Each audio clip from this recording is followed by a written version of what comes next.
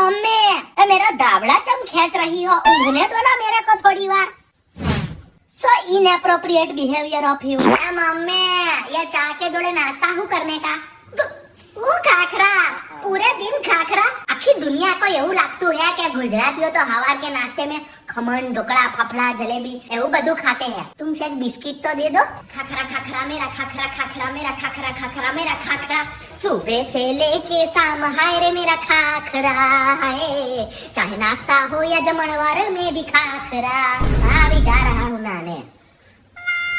Mummy ये फुवारे में से पानी नहीं आ रहा है।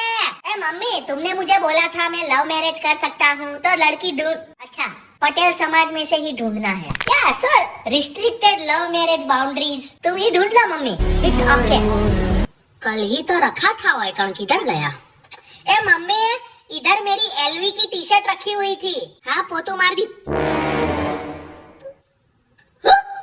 पोतू मार दी तू? क्या ठिगड़ा मारेली टी शर्ट थी, वो डिजाइन थी मम्मी 70,000 की टी शर्ट।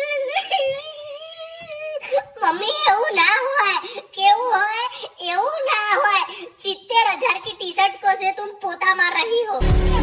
कौन अंबानी? हूँ Ambani. Me rich see my house clean by 70,000 T shirt. एक काम करो तुम मुझे पकड़ो और ऐसे शरीर पे घस घस के मेरा भी पोता मार दो।